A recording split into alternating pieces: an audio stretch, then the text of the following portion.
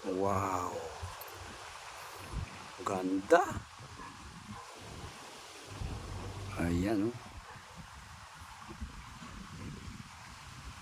Kanindot oy. Punaw kay hangin. Ay nangita mo ga anak ko yung resort. Malapit lang no. Sa bayan no. Grabe. Sila pa yung hall dire. Oh. Tsada pag kailang tulugan. Dire rani sa may Dringima Spring Resort.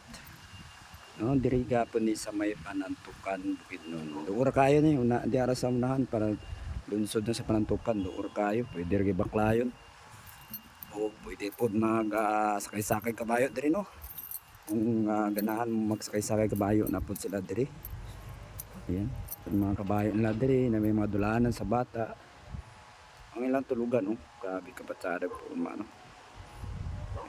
Kung mag-inquire mo, adto lang mo sa Dringima Spring Resort Facebook page. Kaya dali ra mo tubak no. Ang tagiya diri. Huwag mo na mo ipangutana. Kabahin sa mag-booking mo diri no. Gusto mo diri mag-overnight na gapon sa Tulganan. Oh, grabe ka gwapo ang Tulganan. Pinaw ay tubig.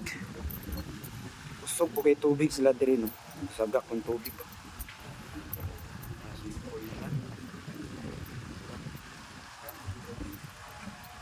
Di ka patsada eh. Namiya ligo-ligo eh. No, mga katropa. Una pa yung mga cottage, 300 o 500 daw diri. Kung ita magdako-dako, na 700 dito. Yan, 700.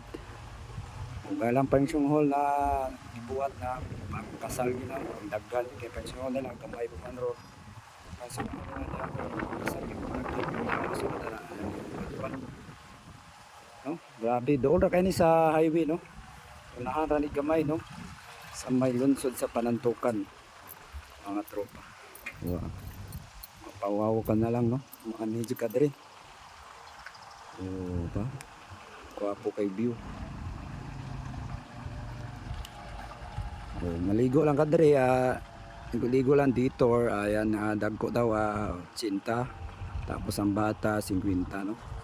Pero solid kayo no. Kaya picture ako na talaga no. Mingaw kay nadapit tapos ma-relax ka diri. Kaya bugnaw kay hangin no. Gwapo kay lang liguanan dayo. Yan no. Pwede siro pang bata de kay mabora na.